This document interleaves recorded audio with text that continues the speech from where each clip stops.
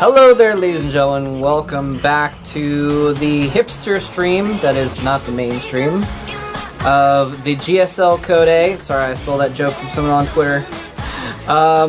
This is the round of 48, and this is going to be match 4 for this stream. Virus versus Cezanne is coming up next, and it is going to be a pretty good one, I hope and expect. We're revisiting this theme. I keep mentioning every match, but it's the case again here that we have a case of the matchup being very important for each of the players, and in this case again we have a situation where it's the worst matchup for this time both the players. I somehow misread the stats of Sculpt the first time I was looking over it, and it turned out he actually had a pretty good record versus Zerg players. But anyway, this time we have Virus versus Cezanne. Virus, a Terran player. You know, he is a pretty good Terran player. He's a little bit underrated, I think, but he hasn't been doing too well lately. But yeah, he only has a 37% win rate against Zerg players. And on our other hand, well, hold that thought, because we're going to get right into game number 1 on Metropolis between Virus and Cezanne.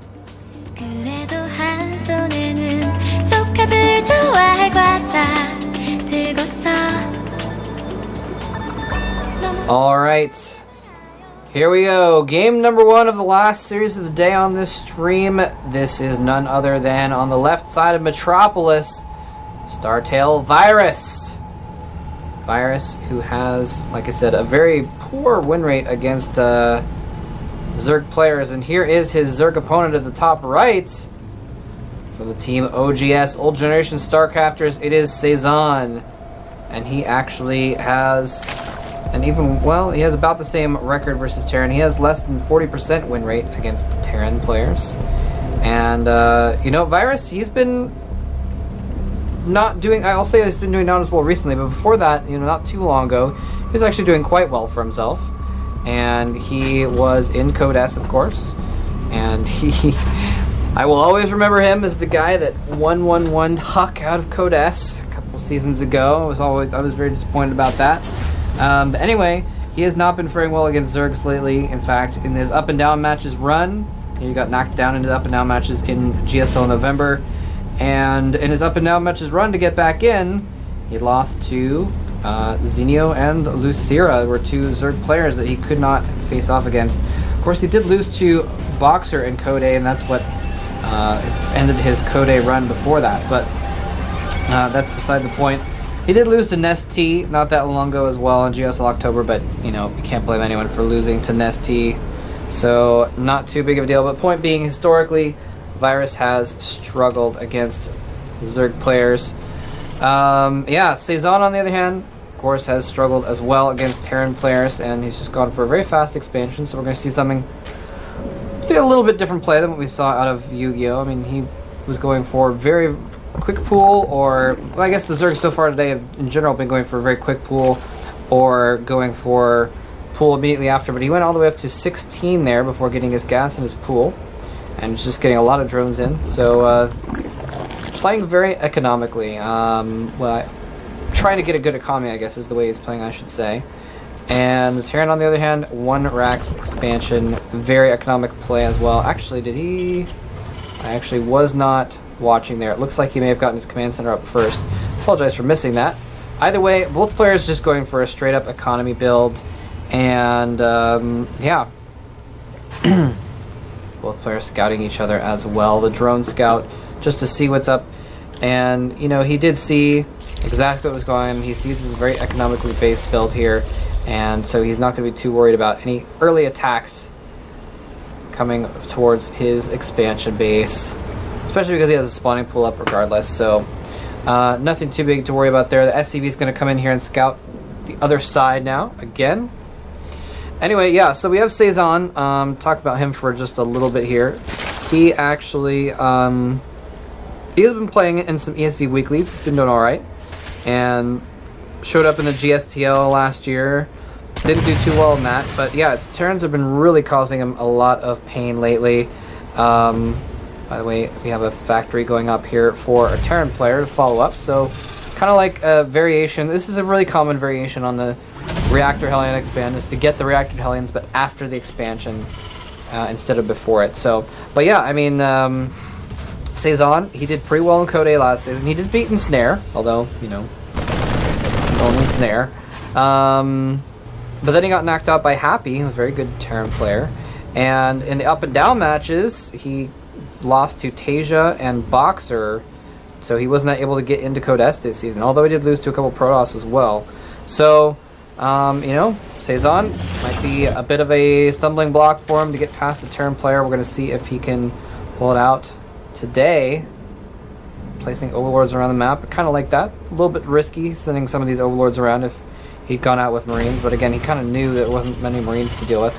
By the way, he saw Virus. That's kind of cute. Very smart move there. If you've got the attention to spare, pulling that mule off of the mineral so it didn't accidentally, because there's basically the mules time out in such a way that sometimes they will grab minerals and then die on the way back to delivering them, run out of energy before they go back to delivering them, so they actually usually lose the minerals and you don't even have them at your patch anymore. Anyway, Roach War now going up, and a macro hatchery. This is really interesting. So we might see maybe some revival style Roach play versus Terran. We saw him do that the other day in the Team League. We've seen him do it in Code in the past. Not to do much success though. Anyway, we do see that we have Cezanne being a little bit risky here. Whereas last series, you know, we saw Yu-Gi-Oh! Getting one and if not two spine crawlers at the front. We don't see any spine crawlers here at all at the front for Cezanne. So, at least not yet. I'm sorry, yeah, for Cezanne. So, he might be in a little bit of danger. I don't know if these two queens can deal with multiple Hellions. But you know what can deal with multiple Hellions? Roaches. That's why he's not making spine crawler. I wonder if that's a read that Virus might even see. He might say, alright, well, there's no spine crawler. What's going on here? 12 roaches! That is an unprecedented amount of roaches to come out here very early. Well, maybe not completely unprecedented, but usually we almost never see that many roaches early on. He's definitely going to go for a bit of an attack here. He's going to finish making those roaches, following up with Zerglings as well. The Hellions have no idea this is coming yet, and now they're in for it. He's going to have to pull those Hellions back. And Virus has got to pull off some kind of defense here, looking at putting down another bunker there, and he's going to have to pull these Marines back to the front to deal with his attack instead of attacking those rocks. Once this lands, he is controlling his Hellions, trying to run them around in circles. Speedlings to follow up as well. This is going to be a really brutal attack. Tries to go in and snipe some Zerglings, but the Roaches follow the Hellions. Oh, he's even building Banelings. This is going to be a crazy attack, a huge attack coming in here. He's going to get a couple Banelings before they finish morphing, but the Roaches are there to save them. And even more Banelings morphing.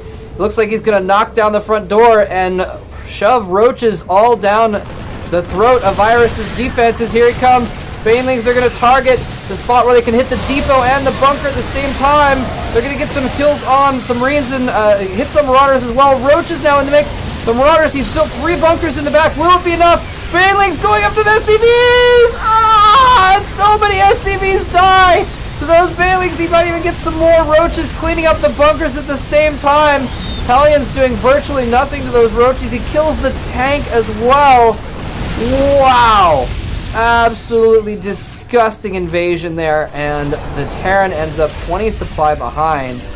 That was crazy. And he lost so many SCVs there, 27 SCVs to 39. Now 46 drones. He droned up after that. Probably going to think about taking his third pretty soon as well. That was an amazing attack. Just so much stuff. And Virus, you know, if he hadn't had those 3 bunkers, he would have definitely died there. Very clutch of him to build those bunkers, get those up, and defend. He lost a lot of SCVs to the Banelings, but still was able to hold on for dear life. And it's not completely out of this game yet, but he's definitely at a disadvantage right now. Zergling's now just kind of roaming around. Now he has loaded up a bit of a drop. He's going to try and get some counter damage going on. It's a very smart move.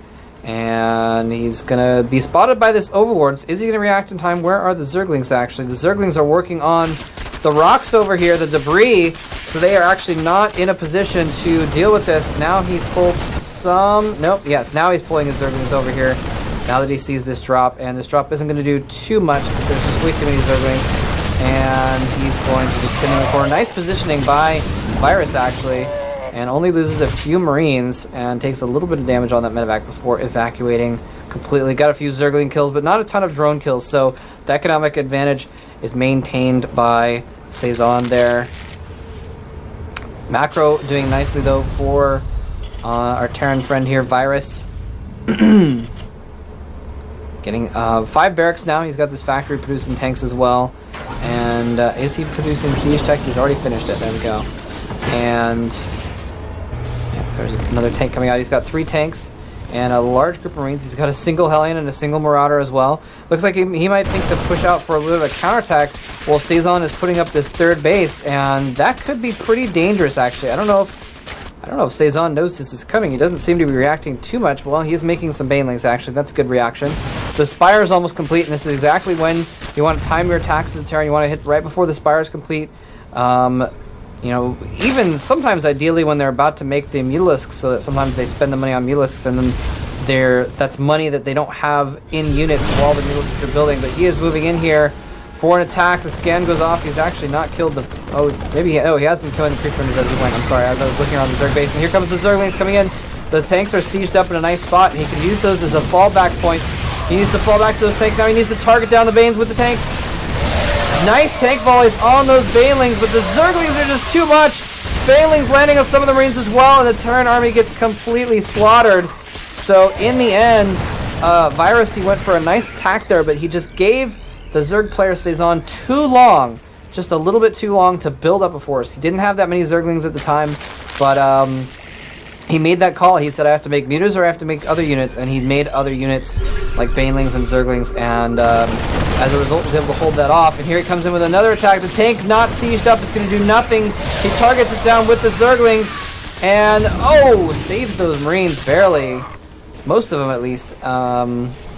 With some clutch pickups on those medevacs. Looks like 3rd base is going up over here for Cezanne, and yeah, so, but we also have the 3rd up for Virus, so he's actually been playing this really well. Despite losing a lot to that early attack, he is getting back into this game and actually has a supply lead right now, so very nicely done by Virus. He must have killed a lot of Zergling, I suppose. Even though he did lose that battle, he was able to gain enough, and he's been able to keep up his macro well enough that he's been able to gain the advantage there. And part of that is because, as you can see in the top of the thing here, he's got 1,400 gas in the bank. Our Zerg friend does. I don't know why I keep saying that, Zerg friend. Our Zerg player has a lot of gas in the bank, a lot of minerals, so that is something that he could be spending on units that he's not. He might be saving up until he has enough minerals to make a bunch of mutas at the same time, just because it's more fun that way, rather than slowly making mutas over time. And, well, we're going to find out pretty soon. Overlord's being produced, and yeah, probably when those Overlords are done, he's going to make about 20 mutas, and that could be pretty good. Stopped him from breaking down those rocks there. And he's got, well, the bunker's not in the best position to protect against Zerglings, but it's in a pretty good position to protect that base.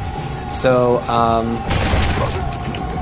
very prudent of him to stop those rocks from being destroyed, because he didn't want Zerglings to be able to come in from the side here.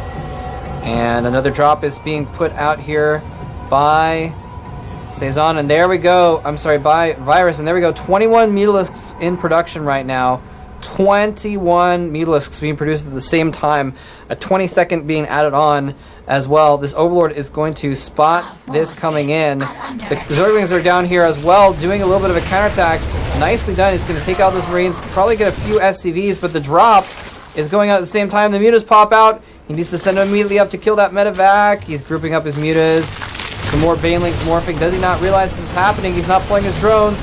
Now the mutas are going in, and he probably should have sent in some Zerglings with it. He's going to lose, looks like loses a couple Mutalisks in the process. A little bit of waste if he'd sent some Zerglings in, or even drones would have been able to save those mutas, but he does clean that up.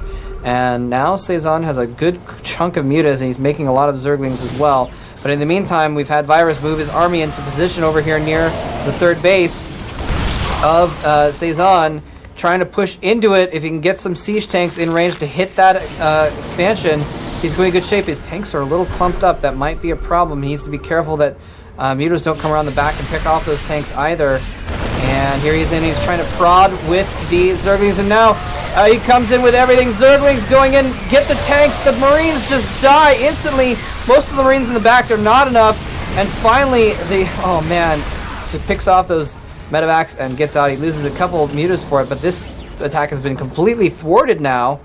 And we're probably going to see some counter harassment by the Mutalisks. He's going in. He's got a lot of Zerglings as well, producing even more Zerglings. Look at that, 50 Zerglings on the map, only 15 mutas, so he's lost some of them. Oh, and the tank's getting caught on siege by the Zerglings. Go down instantly. And the rest of the Marines get cleaned up without the tanks to help them, protect them from the Banelings. But yeah, now he needs to siege up there. He cannot get back there in time. He cannot trust himself to get out of that position. Okay, now that the Zerg is falling back, he's like, all right, well, if I'm not getting attacked, it's going to be better for me to fall back to a better position. And yeah, this is... I like this one Marine over here just checking, patrolling between those bases so he knows when a 4th base goes up for Cezanne. But right now they're pretty much even in economy, and the Terran player is not too far behind in supply. As you can see, the Zerg does have a lot more drones, but Terran's dropping triple mules right now and producing a lot of units out of a lot of barracks at this point. 2 tanks and a bunch of Marines here. Kind of needs more tanks with the amount of Banelings that we've been seeing out of our Zerg player, but who, again, by the way, okay, there he goes. I was going to say, by the way, has not had very good macro, but he just made 13 more Mutalisks. So that's where he's going to spend his money on. Oh, he's going to try and bait him into that landmine. Oh, the scan goes off, though. He sees the Baneling landmine, pops that before it can do any damage. 3-3 is almost completed, by the way, for our Terran. Well, not almost, about half completed for our Terran player, whilst the Zerg player is on 1-1, going to be on 2-1. So that's going to be a 3 upgrade advantage. 3 upgrade advantage for those Marines. They're basically just going to not even be concerned at all with Zerglings. They will just be able to stomp on Zerglings without any repercussions. And yeah, so he's still going to have to worry about Banelings, obviously. And there are a lot of Banelings being produced right now. But those upgrades are going to be so good. The Mutalisks also have almost +2 weapons on them. They're going to be able to dive in here and do some damage. And if these Marines were not so well upgraded, he might be able to kill off more of them. But the Mutalisks are forced to retreat from these very well upgraded Marines. 3-3 is almost done completing. And almost done completing. And he's actually pushing over here to the right side of the map, though. Zerg's going to have to bring his Mutalisks back to try and help out with the defense effort now. A lot of Zerglings and Banelings are ready to pounce at the right moment. And that might have been the right moment because he didn't have all of his tanks sieged up. But this base is just going to go down. He's going to sack that, but now he's moving in. Well, those Marines are distracted, attacking the hatchery. Oh, no, he brings it back too late. All the tanks die, and he's able to get out, though, with a lot of units before they get sandwiched by those Marines. And that was clutch. Killing off those tanks was crucial. That's basically makes it so he has to retreat. Otherwise, if he gets... Oh, no, it's good. Those 2 tanks are not sieged up. Those Zerglings are coming in, but where are the Banelings? The Banelings lagging behind. Is he going to be able to split properly? No, he is not going to split well enough at all. Not very good splitting at all. Well, it was decent splitting, but not enough to save most of those Marines. And, wow, absolute slaughter. But here's the thing. Virus, he keeps losing battles. He's losing battles, but he's denying the 3rd. And he's getting his own bases. That is the most important thing here. So even though he's losing some of these battles and keeps getting forced back and keeps losing units, he's macroing so much better. So much better, getting his extra bases up so much better than our Zerg player is, that he is just winning the long game that way. And of course, killing off this base in the midst of all that before, crucial thing to stay ahead of the Zerg in economy. Now we see our Terran player actually hovering at a high mineral and gas count and not having a very big supply compared to the Zerg. So Virus needs to start macroing a little bit better as far as actually spending his money. Good call with the Thor there. Thor and turrets. Going to deny those Mutalisks from doing anything, but here he is. He's going to try and move in and kill off that 4th base again, setting up the tanks again in a nice spot in the back so that he has a position to fall back to when the Zerglings come in for him. And he's hesitating. Is he going to cancel the expansion? No, he doesn't cancel the expansion. He's going in for the kill on these units. Oh no, he clumps up his mutas. The Thor gets such good shots off on those mutas. GG coming from Cezanne as his entire army melts. So the hot knife of the Terran army, and Cezanne loses game number 1. Virus is going to go up 1-0.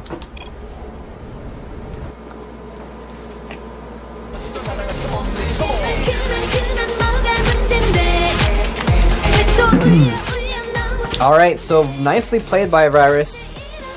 Cezanne got an early advantage with that beautiful little Roach Zergling Baneling attack, but Virus held it off extremely well, considering the circumstances.